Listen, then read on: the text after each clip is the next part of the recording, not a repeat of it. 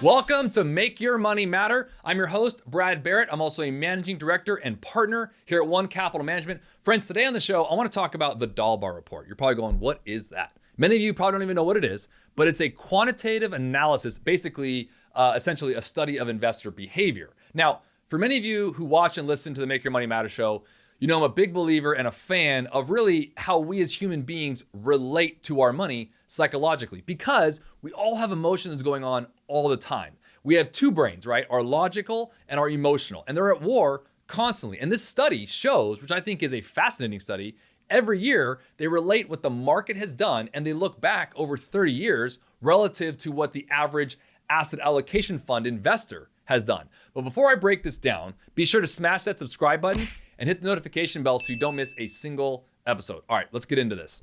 So let me share some stats with you first. Ending last year, December 31st, 2022, the S&P 500 over the last 30 years has done every year on average 9.65%. Now, why am I sharing this with you? If you invested in the S&P 500 30 years ago and you fell asleep or lost your password, you would have earned 9.65% every year. Now, the average fund investor, essentially a balanced model or a diversified model who'd done it on their own, just invested in mutual funds or a balanced model using ETFs without an advisor necessarily, did 2.5%. Market did 9.65. The average investor did 2.5%. Let's pause for a second. Friends, we don't necessarily have a market problem per se. I know we all love to focus on issues, especially lately. I understand this. I'm not discounting them at all. I understand we have some banking issues. Obviously, we've spoken about that here on the show. We have inflation, supply chain issues from last summer. We have interest rate increases. All of that is real. What I want to share with you is this. Investors don't always do what they should do. And this is a great study showing that if you, again, didn't hear the noise, you didn't listen to the noise, and you kept your objective in line, you would have done 9.65% just by simply investing in the S&P 500. Now, the average shows here that most people did about 2.5% over that same time period. If you were on the equity side, by the way, not in diversified, they actually went further on this and said that you were more like equity driven, more mutual fund oriented just on the equity side, no diversification, you'd have done 6.8%. But you are still almost 3% lower than what the market has done.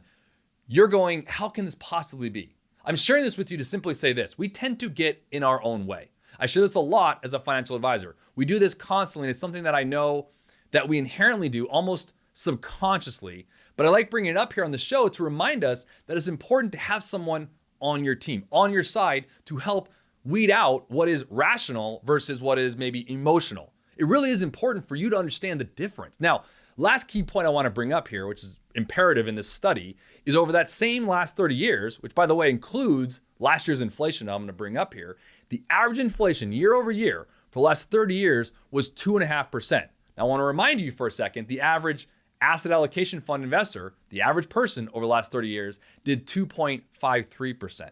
They barely beat inflation over 30 years. Friends, don't let this happen to you. It's important. Find an advisor, find counsel, make sure you detail out your plan and your goals and your objectives as it relates to your money, and make sure you stay on your path. Don't let the noise of the world get in, because that's what's happening nowadays, and it's constant. I get it.